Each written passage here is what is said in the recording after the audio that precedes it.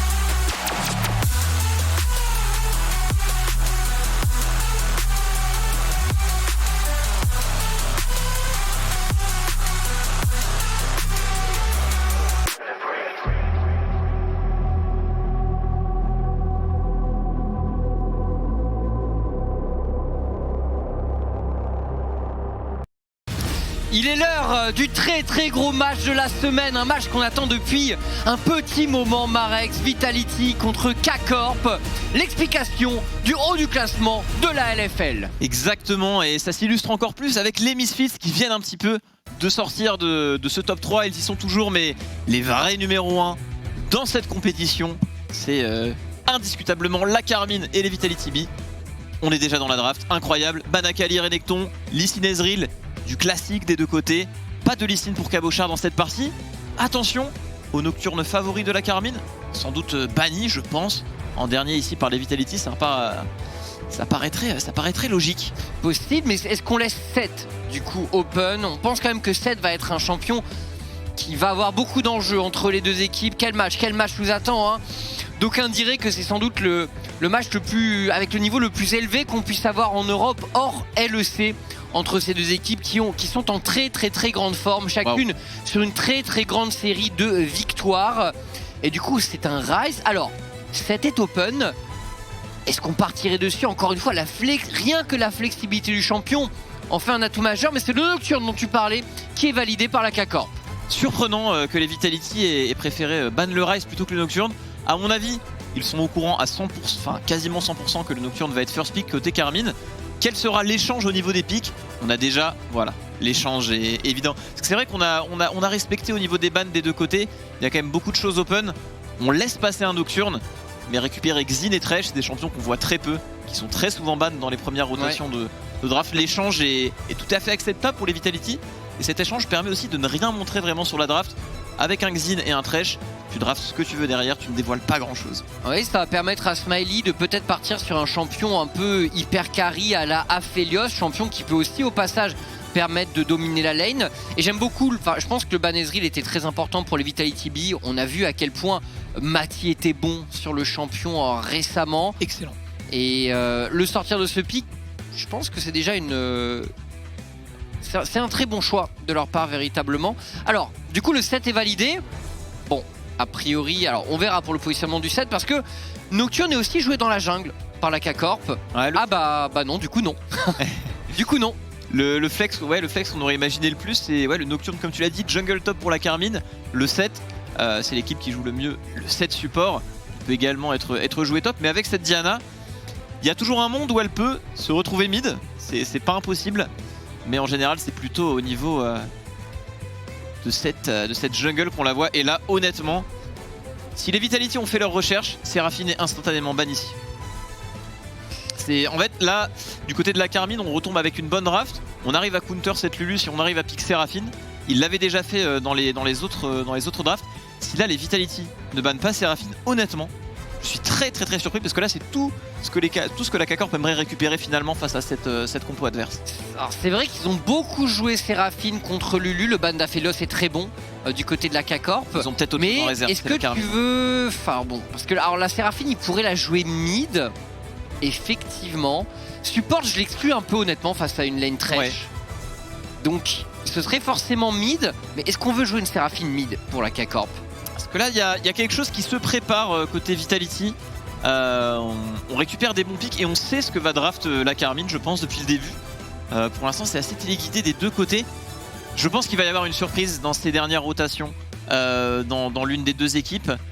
Mais là ça me paraît un peu tout tracé la Seraphine pour la K-Corp. Après peut-être qu'on l'accepte côté Vitality. Bah écoute, en tout cas elle peut pas être bot cette Seraphine, je n'y crois pas. Oh, j'aimais bien l'idée de la Kalista, je trouvais ça très puissant comme pick pour la botlane des Vitality B. Si on choisit l'Axaya, alors l'Axaya qui reste quand même un très bon choix contre des champions comme Nocturne, Diana, l'ulti qui permet de te sortir de beaucoup de mauvaises situations. Et la K-Corp. Alors, ce set devrait être sur la botlane. Parce que c'est vrai qu'on a envie d'hard engage et en face aller chercher une Xayah protégée par son Thresh et par sa Lulu. Connaissant le scaling, connaissant le calibre de Smiley, on a déjà de bons arguments de draft côté Vitality. On se force même à aller chercher la Kai'Sa qui est connue pour ne pas être le meilleur match-up contre Xayah. Et au niveau... c'est un set mid possible. C'est le set Diana qu'on voit énormément en Corée notamment. L'attente. On hésite du côté de Targamas. On hésite beaucoup et ça partira sur de grandes responsabilités. Alors un champion qui n'a pas beaucoup joué en compétition, mais il est insane dessus. Ouais. Il est incroyable sur cette Rakan et ça vient un petit peu sublimer cette draft Carmine vraiment all-in. On commit jusqu'au bout dans la composition et mine de rien, avec un Nocturne qui éteint la lumière, Rakan derrière, s'il joue bien mécaniquement, peut vraiment faire rêver la compo Carmine. Ça va être à cette Kai'Sa d'avoir des ressources cette game. C'est pour une fois peut-être plus autour de Mati qu'on va devoir jouer et sur qui on va devoir compter. En tout cas, c'est une très bonne option. Avec ce qu'il nous a montré ces derniers jours, il est en confiance. Il est très bon Mati. On a quand même du répondant en face. Recevoir l'engage avec Xayah, Lulu et Thresh, c'est en général ce que tu veux. Oui. Et Diplex sur Sylas, ça reste l'un des meilleurs dans la ligue. Donc attention, il y a de gros arguments des deux côtés. Il va avoir des bons ultis à se mettre sous la main, Diplex. Donc effectivement, son Sylas semble être très bien drafté. Et écoute, en plus de ça, il outscale le 7 en 1 contre 1. Il outscale le Nocturne en 1 contre 1 également. Donc pour du jeu sur les sides plus tard dans le match, c'est un pick qui devrait avoir plutôt la priorité dans ces duels.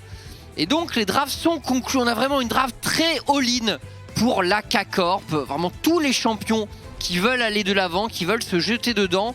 Là où du côté Vitality, tu l'as dit, on est sur une draft qui veut un peu faire des deux de mon point de vue. Pas mal de réceptions possibles, mais quand tu as Xin, Lulu, tu peux aussi décider d'être à l'initiative et d'attaquer la draft adverse. Donc je dirais que Vitality peut être un peu plus hybride dans leurs possibilités, là où la K-Corp, tout le monde va vraiment dans le même sens. Tout à fait, c'est assez équilibré côté Vitality, mais avec ce pick Sylas, avec cette Xayah, je pense que le mot d'ordre va quand même être le scaling de leur côté. Mais en face, on va quand même parler de la Carmine avec cette compo, comme tu l'as dit, super hard engage. La cadence sera au rendez-vous. Est-ce qu'on va réussir à tenir pour les Vitality? En tout cas, si de leur côté, ils arrivent à rapidement verrouiller l'early et le mid-game, ça pourrait sentir très bon en teamfight. Mais quand on parle de teamfight, on parle de la paranoïa de Nocturne. Et ça, c'est quelque chose que la Carmine utilise parfaitement. Donc, on attend de voir. Et mesdames, messieurs, il est l'heure du match de la semaine. Carmine Corp contre Vitality B. Banger!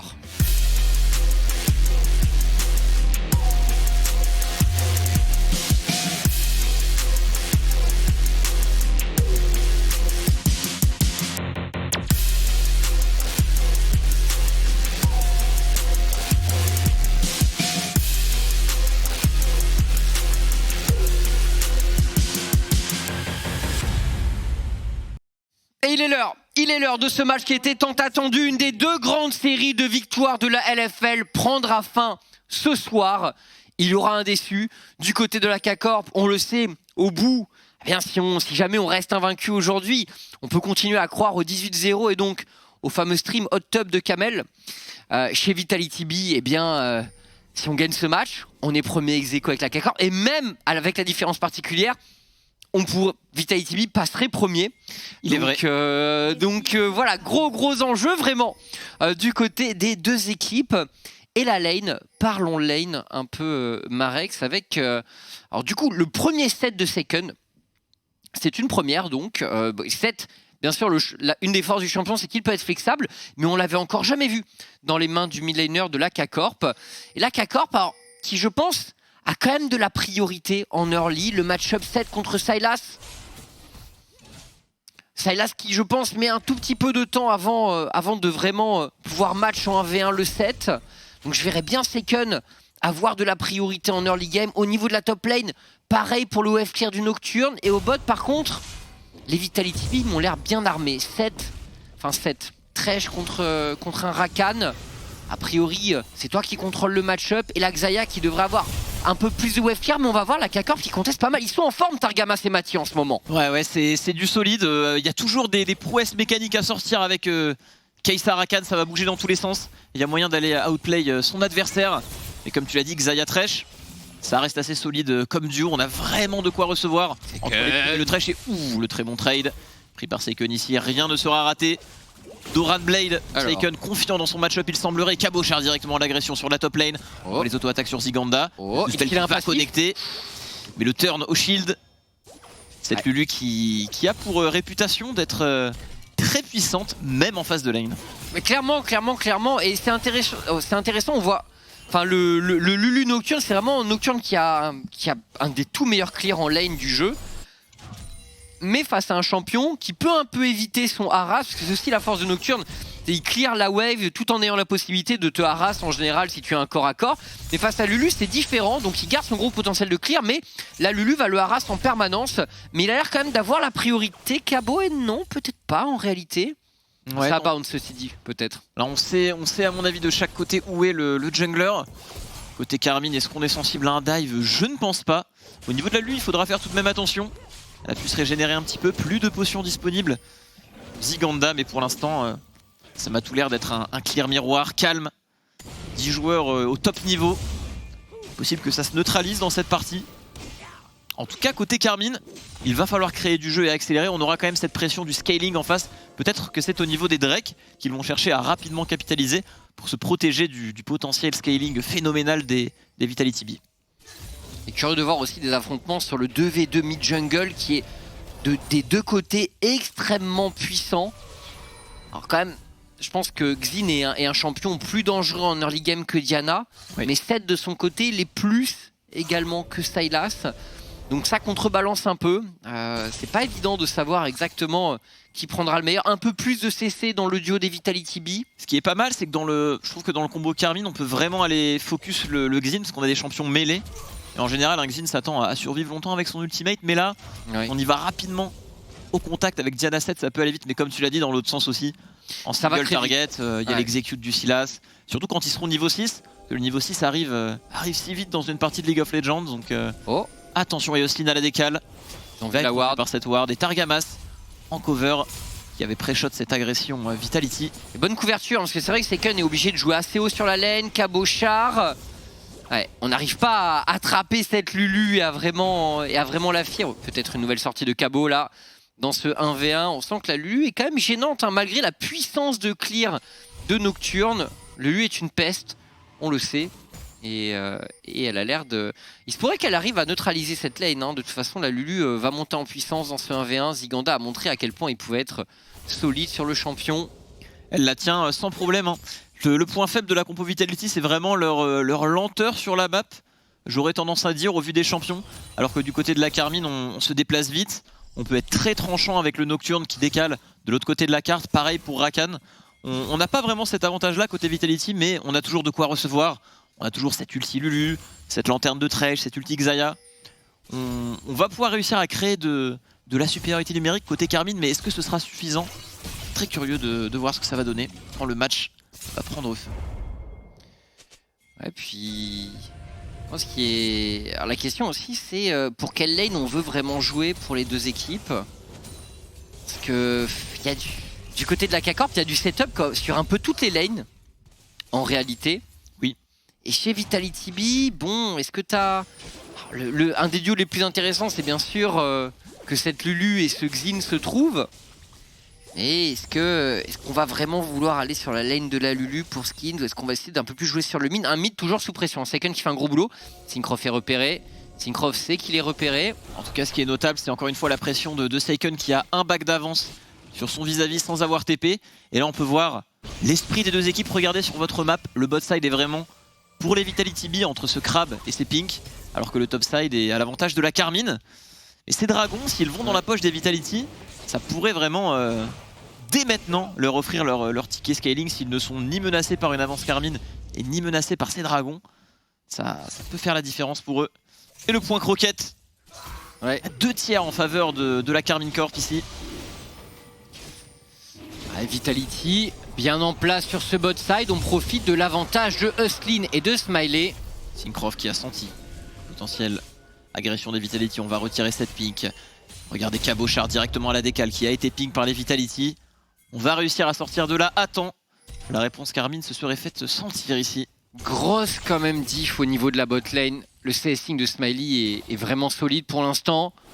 On le disait, la lane des Vitality B qu'on attend dominante. Et ça se vérifie pour l'instant, la lanterne. Il bloque la lanterne. C'est pas mal joué, Smiley qui prend beaucoup de dégâts. On décide de flash in pour Mati. Le flash out de Smiley, est-ce qu'on a de quoi aller chercher le Cariad des Vitality B? Targamas avait son flash, mais il n'a pas décidé de l'utiliser pour essayer de sécuriser le kill. Mais tout de même, on prend les 2 summoners sur Smiley et c'est pas anodin. C'était extrêmement close, on s'en sort bien. Honnêtement, pour les Vitality, le first blood sur Mati aurait pu rééquilibrer la balance au niveau de cette bot lane. Malheureusement, ça n'est pas passé. Il manquait une simple auto-attaque pour faire proc le passif de Kai'Sa. Et c'est là qu'on voit, tu en parlais, la différence de CS. C'est un petit peu dommage parce que cette Kai'Sa a été prise en réponse. En fait, la Xayah est très bien jouée ici pour recevoir côté Vitality parce qu'en face, on est un petit peu obligé de partir sur Kai'Sa pour avoir assez de dégâts et assez de follow-up avec cette compo hard engage. Mais au niveau de la lane, on s'assurait d'être gagnant avec la Xayah. C'est ça. C'est ça. Après, il y a... Alors, c'est marrant parce que c'est une discussion, je l'ai eu il y a pas longtemps avec Tréton et... Il parlait du point de vue de Jésus notamment qui disait, moi tu vois avec Jésus qui disait avec Kai'Sa je suis très confiant dans le match-up contre Xayah, alors qu'on a tendance à dire que Xayah a un bon champion contre Kai'Sa. Donc j'imagine que ça doit quand même dépendre de la confiance des joueurs, tu vois, dans l'absolu. Mais là, bon, en plus de ça avec le match-up positif au niveau des supports pour les Vitality B, pour l'instant c'est en leur faveur cette bot lane. Au passage, Hustlin qui est pas forcément très réputé sur Thresh. C'est vrai. Donc j'attends de voir un peu plus tard dans le match. C'est pas son meilleur champion, Thresh. Il est plus réputé pour des champions comme Sett, Nautilus, des Galio. Gros champions mêlés. C'est vrai que Sett c'est un petit peu un entre-deux finalement. un support unique entre range et mêlée. On a toujours eu du mal à le définir. Ici, Syncroft, repéré par ses wards.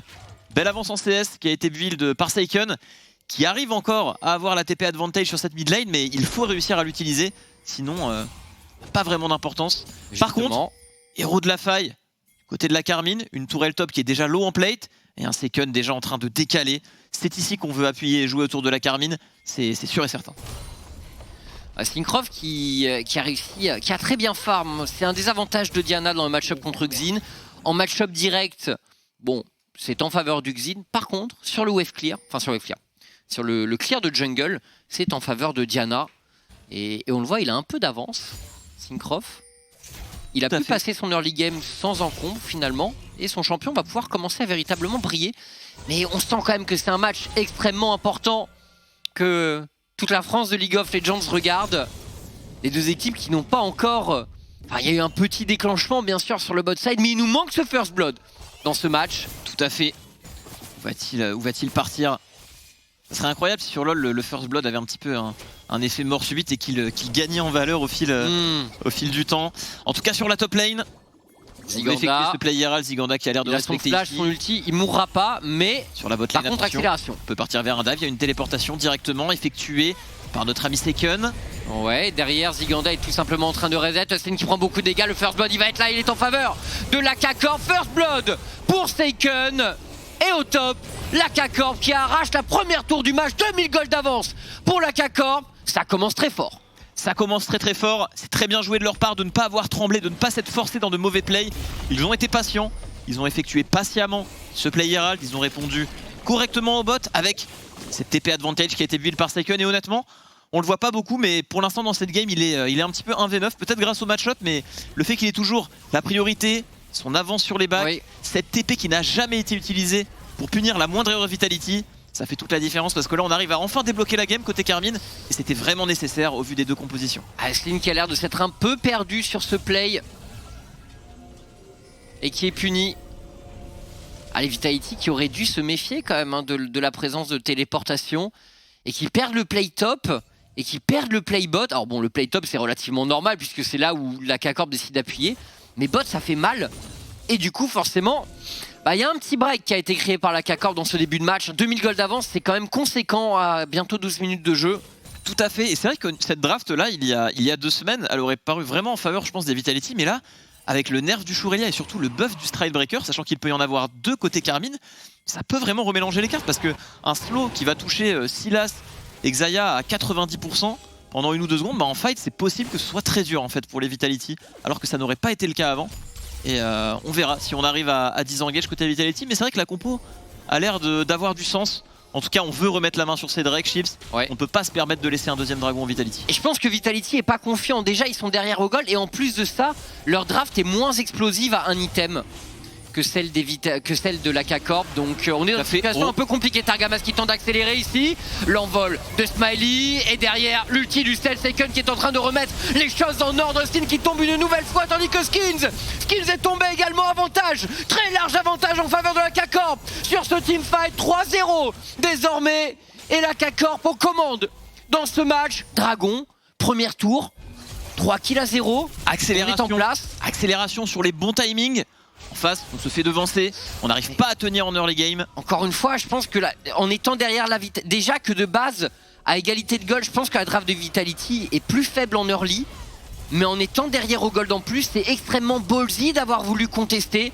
Et on le voit, la K-Corp qui punit parfaitement. Très bien joué. On voit Cabochard qui tient son 1v2.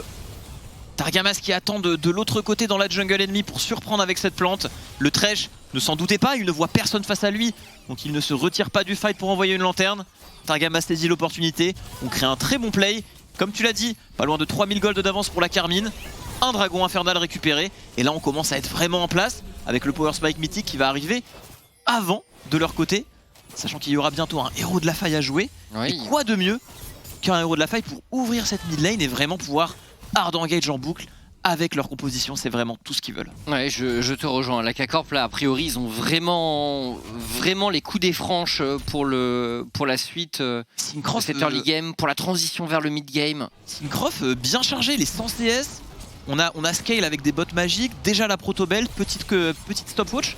On le sent prêt pour le prochain fight. On n'en a pas trop parlé, mais attention, c'est Diana qui farme dans l'ombre et qui sortent après de leur jungle. Il power Ça peut faire très très mal. Il power farm, et encore une fois, je pense c'est étrange parce que Vitality B, je pense qu'ils ont plutôt envie de Scale, mais il y a certains champions chez la K-Corp qui gagnent aussi bien sûr à Scale, et c'est le cas de cette Diana notamment qui encore une fois power farm mieux qu'un Xin Zhao.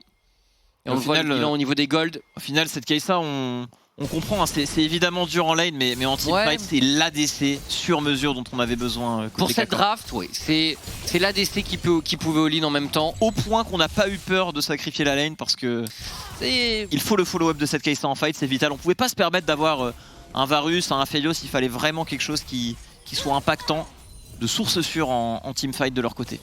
Bah, je pense que de toute façon, on l'a vu à de nombreuses reprises, mais Mati sait jouer avec un peu moins de ressources que son adversaire. Et voilà, c'est un joueur qui joue juste, il est très en forme en ce moment. Il sait être patient. Tu sens que c'est pas un joueur, tu vois, qui est gagné par la frustration. Ouais. Et voilà, s'il doit être un peu derrière pour le bien de l'équipe, pour que son pic puisse briller plus tard, c'est pas un joueur qui a du mal à se mettre dans ce genre de situation. Hein. De façon générale, on parle de weak side. Hein.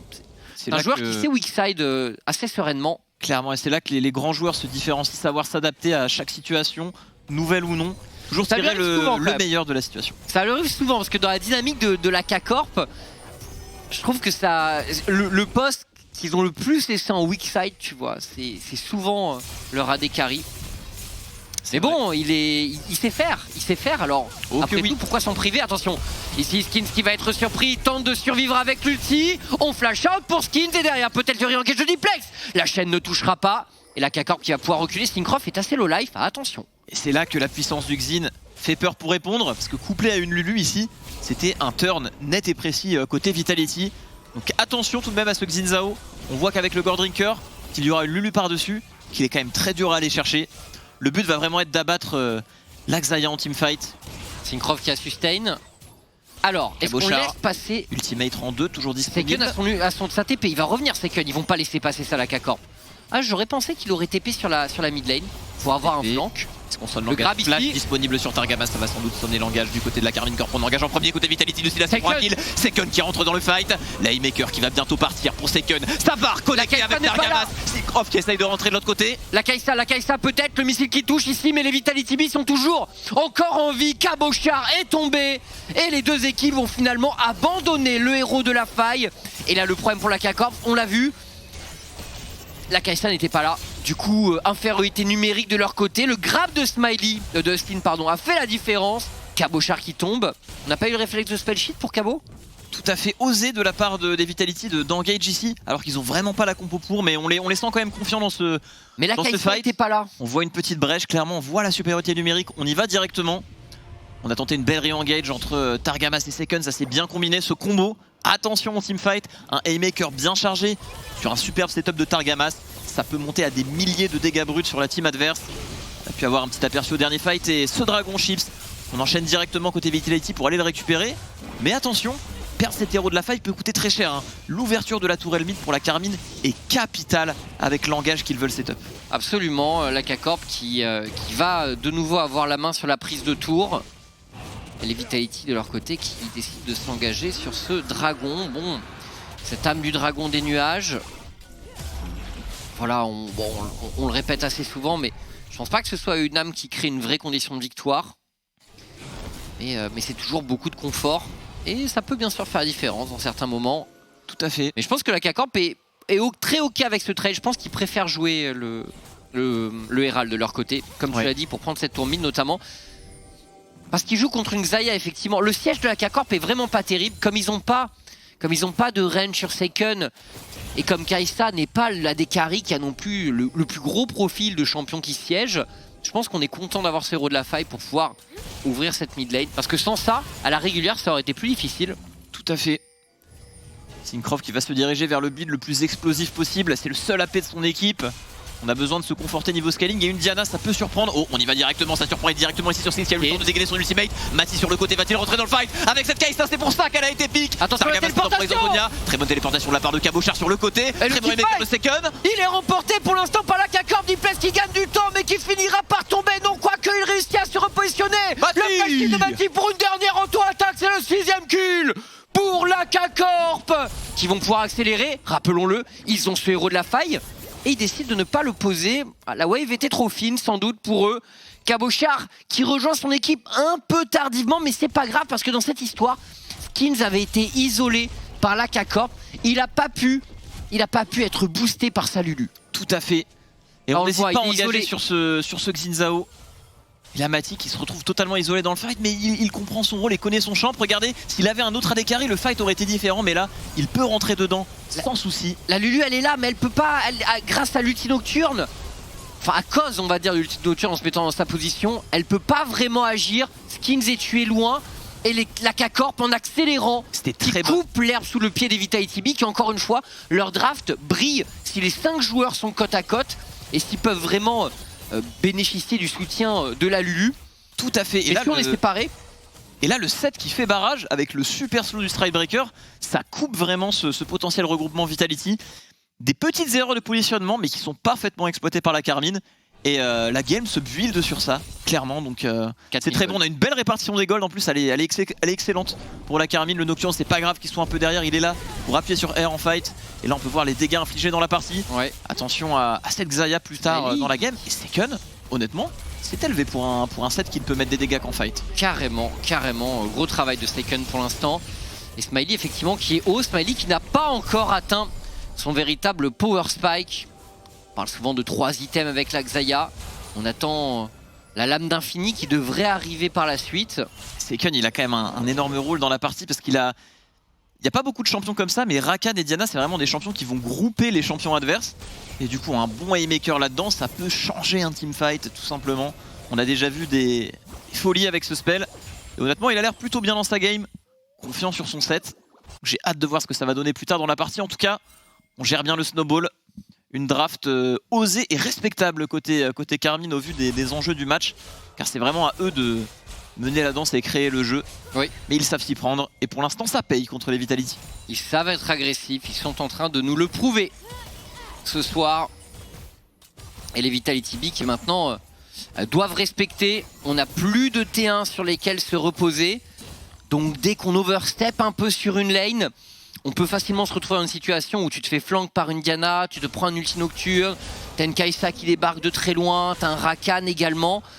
Pour les Vitality B, il va falloir réussir à maintenir suffisamment de vision aussi autour de leur lane pour pas se prendre toutes ces possibilités d'engage disponibles pour la K-Corp. Ça va pas être évident. Tout à fait. Et en plus de ça, jusqu'à maintenant, durant les derniers teamfights, Targamas n'avait ni flash, ni son Shurelia d'acheter. Donc avec ces deux objets, ça peut vraiment être décuplé niveau potentiel d'engage. Donc quand on voit ce qu'ils ont réussi à faire niveau engage sans avoir ces outils-là, là faut faire très attention côté Vitality, plus le droit à l'erreur. Parce que là il y a maintenant un Nashor potentiellement à la clé si on viendrait à se faire attraper et perdre un teamfight. Il va falloir rester concentré. Mais là je pense que côté Carmine on va vouloir jouer sur plusieurs lanes pour un peu disperser les ennemis, les forcer à faire des erreurs et trouver la brèche dans la formation. C'est ça, encore une fois, si Vitality B n'est pas groupé, les petites escarmouches ne sont pas censées être la situation qu'on souhaite pour eux. Donc on va se retrouver dans... Ce serait très inconfortable pour les Vitality B si on était obligés d'être séparés en 2-3 groupes sur la carte. Il ne faut juste pas s'empaler dans la Xayah. Il y aura 3 items. Ça peut faire le spectacle en fight, mais pour l'instant, elle a bien été respectée et pas trop dérangeante. Pas du tout même pour la Carmine, à part en lane, mais pas de soucis, Mati en place. On a récupéré des ressources ailleurs et on enchaîne directement sur ce dragon. Un petit cloud pour match un peu plus facilement niveau timing d'ulti les ennemis. Si jamais ça fight beaucoup, ça fait toujours du bien. Et là on se regarde, les yeux vont être portés sur ce baron Nashor. Ils savent très bien le faire ça la Carmine. Bait un fight au Nashor et turn comme il faut. Et avec ce Shurelia, avec ce flash de Rakan, on va vraiment pouvoir y aller fort. Couplé à l'ulti nocturne, honnêtement, on les imagine bien vouloir accélérer très très vite et ne pas laisser respirer leurs adversaires. Oh, et là on voit la Lulu est loin du reste des Vitality B. C'est une situation qui peut être rêvée pour la K-Corp. Et ils le savent. Pas TP n'importe comment. Hein, ouais, en plus, c'est pas un champion qui peut flank. Oh. Justement, l'engage potentiellement Seiken qui va trouver Smiley. Il le soulève et il l'offre. Alors le kill est pour Targamas, c'est pas idéal. Mais quel catch ici de Seiken. Étonnant que Smiley qui meurt avec flash et heal. Grosse erreur du carry AD des Vitality B. Le slow du Stride était incroyable, mais le fait qu'il n'ait pas flash, je suis assez surpris. Parce que là, la compo Vitality, sans cette Xayah, avec un Sylas qui n'a pas encore scale, il y a clairement rien pour gagner le fight. On peut peut-être s'offrir un 50-50, mais la Carmine, s'il décide d'auteur, ils vont les détruire. Syncroft qui va directement avec l'ultimate, Targamas qui follow up, ça semble être gratuit. Oh, ça ferme que personne, va-t-il attraper Spin derrière? Oh là là là là, c'est très clean. Quel engage ici. Et la K-Corp qui se retourne parfaitement sur cette tentative de défense du Baron Nashor par les Vitality B. On punit et on va sécuriser l'objectif 9-1 pour la K-Corp et les Vitality B qui ne trouvent pas la solution. Cette phase de jeu où la Lulu est à les bottes, la K-Corp a parfaitement su l'exploiter. Tout à fait, les accélérations K-Corp sont bonnes, les erreurs ne sont pas là dans cette partie de leur côté. Et là on peut voir que le snowball est net et précis. 7000 gold d'avance avec un Nashor qui vient d'être récupéré. Et là Seiken, le Stride qui a touché. Oh, on s'est dit qu'on voulait attraper cette lanterne. Et on s'est dit qu'on aurait du flash après, mais c'était trop tard. Mais ouais, il faut flash direct en réalité. Quel play de Seiken qui vient totalement débloquer la game. Et là l'engage est si simple, ulti nocturne, Shurelia, très bien exécuté par la Carmine. Targamas qui rentre dedans. Et bien sûr Syncroft qui fait un très gros boulot avec sa Diana. Vraiment, ses engage air sont hyper décisives. Tout à fait. Il n'hésite pas. Sur tous les timings il y va et ça rend le follow-up facile. Il peut se le permettre, il a un Zonia. Il envoie à chaque phase de jeu, tac, tac, tac, 3 gros teamfights qui ont été pris au bon moment par la Carmine pour build up cette game. Et aucun signe de comeback chez les Vitality. Là je vois pas. C'est le danger pour Vita, c'était de perdre leur league game et derrière que les accélérations de la K-Corp soient trop fulgurantes en mid game. C'est ce qui s'est passé. Et voilà, on n'a pas trop de solutions. Skins et Underfarm, on peut pas faire fonctionner le duo Luluxin. Attention, une nouvelle engage ici. Oh, vraiment, on n'a pas le temps du côté de la K-Corp et on rentre en force. On vient pour braquer la base des Vitality B. Skins et seul dans la mêlée finira par tomber. C'est 3 morts tout simplement chez les Vitality B. Et la K-Corp, peut-être pour une fin de match, ils ont pulvérisé la rencontre, Marex. Pulvériser la rencontre. Draft très coquille. Et très bien joué derrière, attention Diplex, il vient mettre de bons dégâts avec le charme. Volé côté de Targamas, mais cette game est tout simplement, comme tu l'as dit, un wrap, Chips. On a été devant, il semblerait, en draft et en game. Va-t-on finir? Il n'y reste que Huslin qui va respawn. On ne veut pas perdre de temps dans la rencontre, c'est une back TP du côté de Cabochard. C'est un Nexus qui se fait cribler de coups par la Carmine à 27 minutes de jeu face au Vitality. L'une de leurs games les plus clean contre le meilleur adversaire. Quand il faut être en forme, on sait l'être côté Carmine. Et là, ça envoie vraiment un message pour la suite de leur potentiel parcours cette année. Absolument, absolument. Toujours invaincu la K-Corp. Une phase de match aller parfaite pour eux. Et tu l'as dit, des grands rendez-vous semblent transcender le collectif et les individualités. Tout le monde a été très bon chez la K-Corp. Ils ont pris une draft qui était assez agressive en early game sur les solo lane. En même temps, on a réussi à permettre à Syncroft de farm. La bot lane a su faire le dos rond le temps qu'il fallait et les accélérations au bon moment. Cette draft qui va à 100% vers l'avant a pris de vitesse et Vitality. Tout à fait, et les Vitality trop gourmands sur le scaling et la synergie d'équipe. Ça laisse des petites brèches au niveau de Seiken qui peut prendre des petits avantages, qui les envoie en side et ainsi de suite et ainsi de suite. Et on n'a pas eu le temps de scale, c'était tout simplement cas d'école pour la Carmine. On va voir ce qu'on a à nous dire de tout ça du côté de l'analyse Dex, bien sûr. Twix, c'est à toi. Bien écoutez messieurs, merci pour le cast, en tout cas ça va vite, il est parti très très vite ce match messieurs, traitons Robalas, on est là pour le débrief et bon Dieu, presque un goût limite amer qui reste sur cet affrontement. Dernier match aller pour les deux équipes, grosse série de victoires et une seule parviendra à survivre, celle de la Carmine qui est désormais en 9-0. C'est du 7-2 pour Vitality B, donc toujours la seconde position bien sûr dans cette LFL. Mais bon Dieu, moi je m'attendais pas à une game aussi rapidement wrappée. Alors parlons position de style, équipe qui engage, équipe qui reçoit. C'est un peu ça les profils. Ouais, c'est un peu ça les profils avec l'Axayak qui, je pense, a été intelligemment drafté contre la composition de la Karmine Corp. Le fait qu'il n'y ait pas de ban Kai'Sa, par contre, c'est peut-être aussi un petit problème parce que la Kai'Sa est vraiment un champion excellentissime avec Diana, avec Seth, avec Nocturne. On voit ban de Lucian, de Jace ici.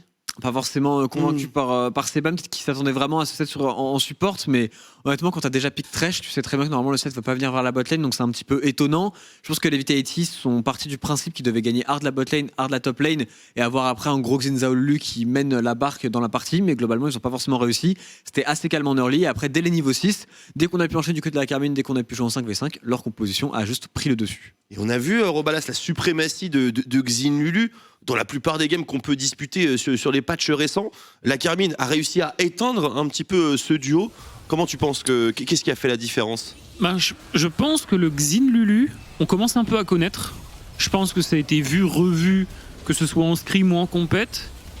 Et je pense que sur le 11.13, laisser le Nocturne first pick into 7 Diana sur la rotate d'après, ces trois pics-là, première rotate, c'est dur parce que en plus de ça, on sait que chez Karmine, le 7 peut être flex. La Diana, c'est quasiment sûr que ce soit jungle. Bien sûr. Mais on a encore le Nocturne qui peut peut-être être joué sur de lane. Enfin, c'est dur. On n'est même pas sûr à 100% de qui est où. Il y a très peu de rotations en réalité. Les 3 premières rotations dans la méta actuelle, faire mieux que 7 Nocturne Diana. Je crois que c'est le top du top. On l'a dit en pré-show, le 7 Diana, c'est international. C'est pas vraiment normal. Lulu Xin Zhao, c'est aussi censé être très très fort. Xin était open et je pense qu'on a dû se dire du côté des Vitality, ok, eux ils ont le combo un petit peu broken sur le top side. Nous on a tout de même Lulu Xin Zhao et on se dit qu'on a une botlane qui est aussi dominante parce que Thresh actuellement. Un bon Thresh, c'est très très méta sur cette. Et ils ont gagné la botlane en laning phase, bien sûr, les Vitality B. L'avantage en CS de Smiley sur Mati était colossal. L'avantage sur la tourelle, on s'est fait peur 2-3 fois, mais elle était devant cette d'ailleurs. Il se trouve surtout sur le dive bot lane où il y a une très bonne téléportation pour défendre de Saken, si je ne m'abuse, qui avait la TP advantage sur sa mid lane.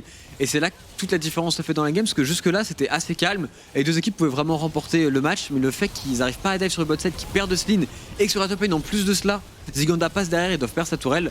À partir de là, une Lulu sans tourelle contre un Nocturne, c'est injouable. Et on a vu que c'était hyper compliqué, même pour l'Axaïa de Smiley. Tu as un Nocturne qui te met la paranoïa, donc ça désorganise un petit peu ton effectif, et évidemment.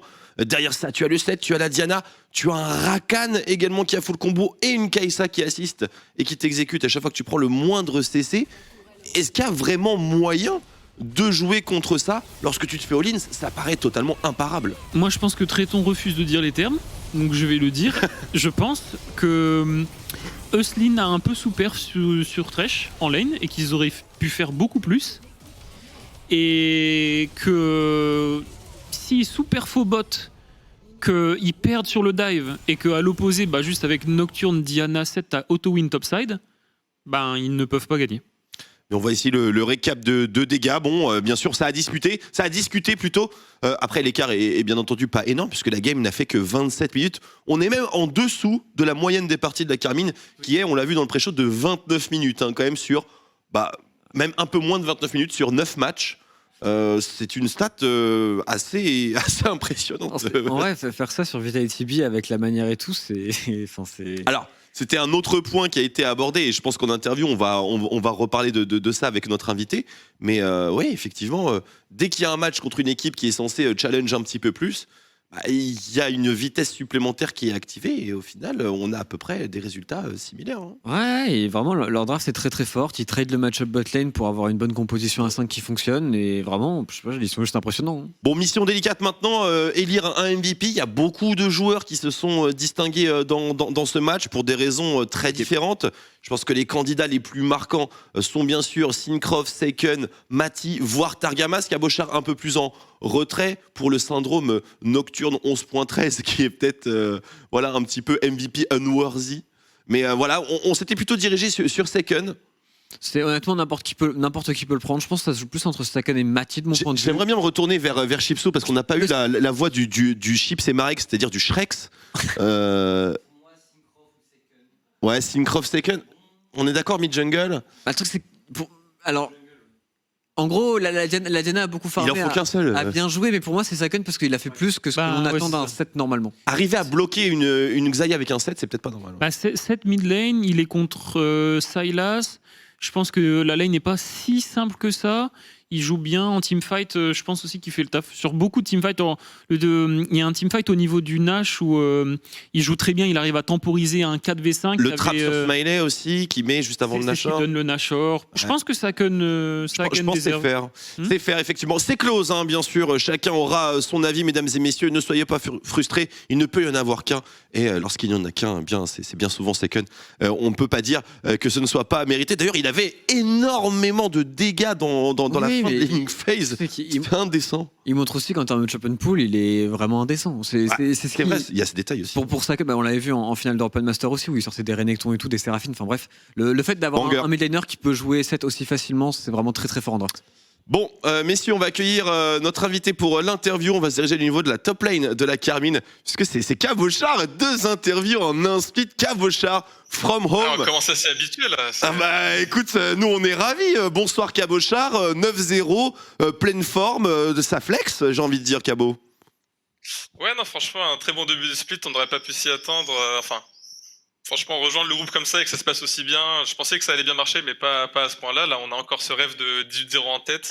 Le hot tub qui est toujours présent, donc ça fait plaisir. Pour le MVP, je voyais vous pouvez pas le savoir, mais Syncroft avait vraiment un taf monstre dans la com. Vraiment, du vocal. Aujourd'hui, il était en forme, mais il n'y a rien à faire. Il nous disait, allez, fais ci, fais ça, fais ci. Et, très bien, bah ça c'est un argument. La power nap qui a bien marché pour lui. C'est un argument qu'on n'a pas effectivement. Merci beaucoup d'apporter ces précisions-là, Cabochard. Parce qu'effectivement, Syncroft, on l'a eu en interview la semaine dernière. Il était assez déçu de son gameplay, content de voir qu'il a violemment step up. Hein. Qui l'eût cru, Syncroft, quand il est challenger, joue mieux quand il est D1. Qui l'eût cru? Non mais enfin, allez, ferme-la, toi, ferme-la. Allez, on parle un petit peu de la game, Cabon. On parle des drafts parce que on est plutôt d'accord sur ce bureau pour dire que en termes de draft, vous avez quasiment eu le jackpot, première rotation Blue Side avec le Nocturne Blind Peak avec le Diana 7.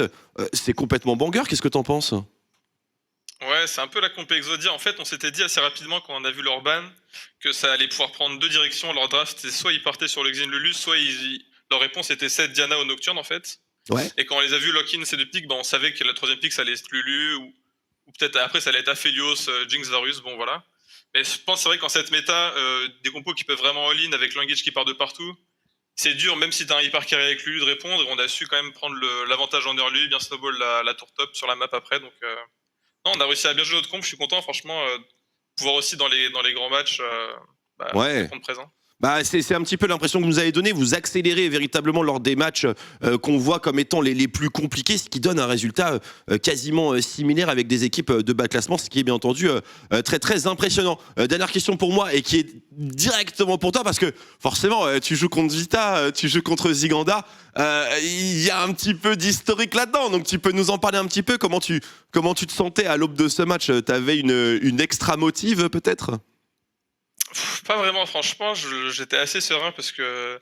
Enfin, d'un côté, on a eu une semaine d'entraînement qui était pas folle, franchement, mais c'est pas grave, on s'est dit, on sait performer quand il faut, et on l'avait déjà montré hier, même si entre 15 et 20 minutes, on était un peu plus lent.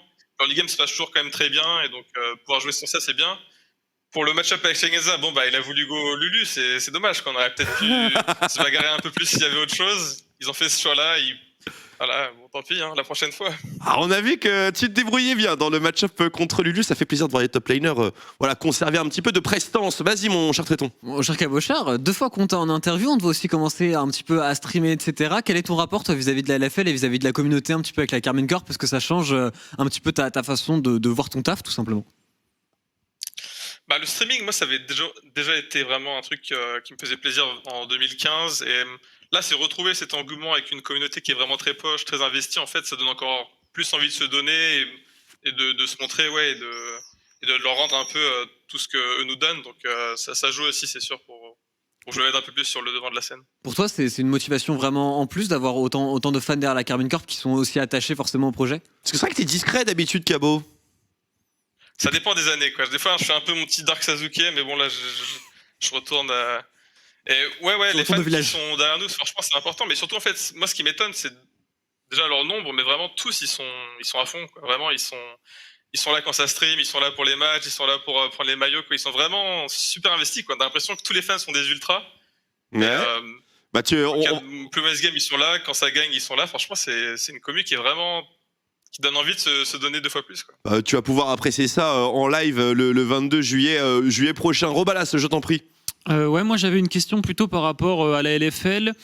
C'est la fin des matchs allés, donc vous êtes invaincus. Si on essaye d'extrapoler un petit peu jusqu'à la fin du split et potentiellement pour les EU Masters, est-ce que tu penses qu'il y a une team qui va réussir à trouver la clé contre vous, ou est-ce que vous voyez déjà un petit peu invaincu et potentiellement encore à défendre votre titre aux EU Masters à la fin de ce split? Petit poisson. Bah, défendre le titre, ouais, de toute façon, dès le départ, c'est l'objectif, quoi. 9-0 ou pas 9-0, on s'était dit, le but, c'est LFL into E-Masters. Les autres équipes, je t'avoue que j'ai pas beaucoup regardé les autres ligues pour l'instant, je sais pas si tu parlais de ça. Et là, le fait qu'on ait 2 victoires d'avance sur la deuxième team, franchement, si on arrive à garder le cap et contre les équipes un peu moins fortes, jouer plutôt contrôle et faire des victoires, je pense que ça nous met une bonne avance, quoi. 2 wins, c'est quand même assez huge. Donc ouais, nous on garde ça. Le fait que quand tu termines premier, tu arrives directement à la finale, c'est un très gros avantage et on souhaite le garder jusqu'au bout, c'est sûr. Je me permets de compléter la question de Robalas parce que je pense que tu voulais dire, est-ce qu'il y a une équipe qui va trouver, qui à ton sens, quelle est l'équipe la plus proche de trouver la solution contre vous en tout cas? En LFL, tu veux dire? Non, mais en LFL, celle qui vous donne le plus de fil à retordre, il y en a une ou pas? Parce que vous avez fait le tour finalement, vous avez rencontré tout le monde maintenant. Ouais, la game la plus chiante qu'on a eue, c'était la game Misfits, mais c'est parce que ça avait beaucoup trébuché sur le Nocturne. Donc, au match retour, on peut s'attendre à un plus beau match, je pense. Ouais. On les a vus perdre contre BDS. C'est vrai qu'on voit qu'il y a des fissures un peu dans toutes les équipes. Moi, je pensais que c'était Vita l'équipe la plus proche. Aujourd'hui, on a fait un très bon match. Et la prochaine fois, on essaiera de leur remettre.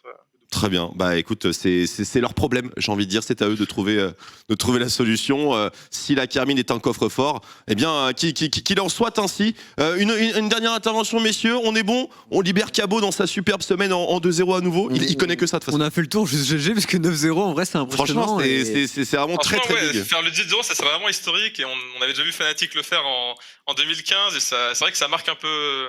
Ça marque un peu l'histoire de l'équipe, donc c'est quelque chose qu'on garde en tête et qu'on. Ça resterait gravé effectivement, mais attention, ne vous mettez pas, bien sûr, trop de pression. Enfin, vous faites comme vous voulez, hein, vous êtes les professionnels. Évidemment, c'est votre problème. Écoute, merci beaucoup Cabochard pour cette interview. Tu reviens quand tu veux, bien sûr, sur notre desk. J'ai hâte de pouvoir te retrouver le 22 juillet parce que moi j'aurai l'occasion d'être à Aix-en-Provence. On pourra fouquer un petit peu. Tu veux faire un petit big up à la commu, tranquille? Qu'est-ce que tu nous fais? Vas-y, auto-promo là, c'est parti. Bah, comme d'habitude, non, ouais,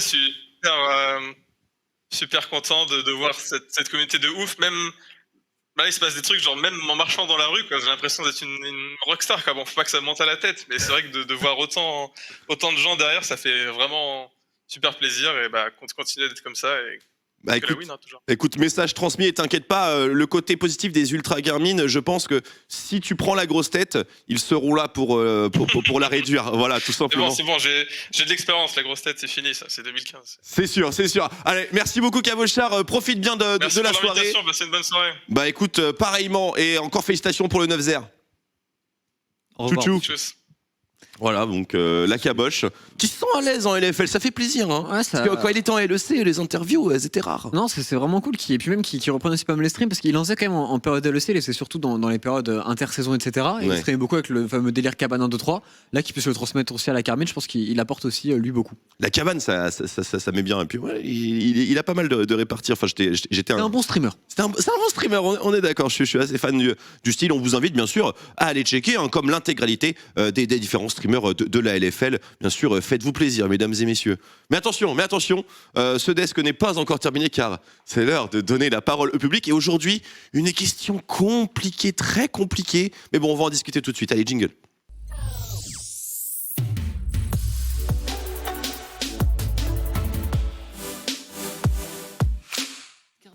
Ah là là, Tréton elle te fait de l'œil cette carte Atrox. Ouais, moi c'est la carte Aphelios et Nidalee sont pas mal, mais on en parle avec Robalas et s'il y a une carte Vel'Koz, il commit.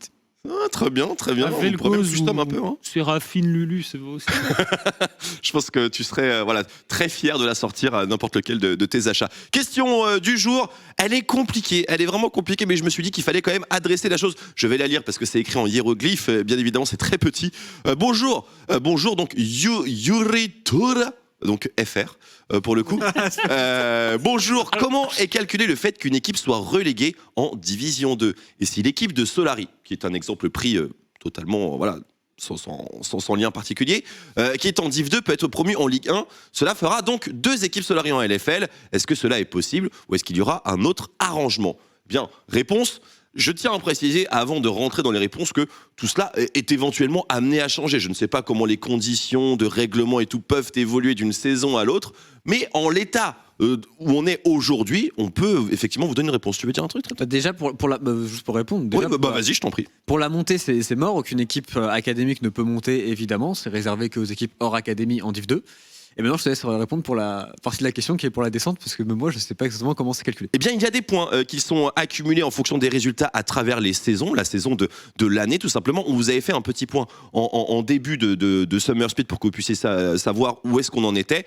Pour vous donner un exemple, les 2 équipes qui sont actuellement en position relégable sont MCES et Easy Dream, respectivement à 50 et 30 points accumulés sur la saison. Et à l'autre extrémité, nous avons la Carmine à 260 points. On vient de me le souffler à l'oreille, qui est confortablement installé en tête. Donc très bien, donc je comprends les points, mais du coup, si MCES descend, qu'est-ce qui se passe avec MCES Academy en Division 2 ? Eh bien écoute, logiquement, en l'état actuel des choses, encore une fois je prends des pincettes, mais on ne peut pas, contrairement à ce qu'on pense, on ne peut pas cumuler 2 équipes avec le même maillot, la même structure, la même passion. Donc il faudrait qu'il y ait un arrangement avec le slot, comme ça a pu se passer sur les précédentes montées d'autres équipes. Et donc on aurait un slot qui redescendrait, par exemple un slot de Div 2 pour Solari. Eh bien Solari ne remonterait pas en Division 1, mais ce serait l'équipe en dessous, ou alors le slot Solari qui serait réattribué. Et du coup, si les deux équipes qui ont le moins de points à la fin de la saison, elles descendent directement, ou il y a des playoffs, des matchs ? Qu'est-ce qui se passe ? Il y a des matchs, mon cher Tréton, et ce sera disputé juste avant le coup de sifflet final de la saison de LFL. Donc, tout ce qu'on vous devez savoir, c'est qu'on n'a pas de date précise en l'état actuel des choses, puisqu'il y a des débats de online, offline, on voit un petit peu ce qui peut être fait, mais a priori, dans le calendrier, c'est censé être avant Monaco. Très bien, tu as répondu à toutes les questions, c'est Pixel. Eh ben écoute, c'est Pixel, merci beaucoup d'avoir fait le petit questionnateur, mon cher Tréton. Attention, je rappelle le questionnatron. Je rappelle que tout cela est éventuellement assujetti à certaines modifications. Je ne sais pas s'il y a des débats qui ont lieu actuellement, mais en tout cas, aujourd'hui, et je ne vais pas faire de pléonasme avec au jour d'aujourd'hui, mais c'est comme ça que ça fonctionne à l'heure où je vous parle. Donc merci beaucoup, Yuritora FR, pour ta question.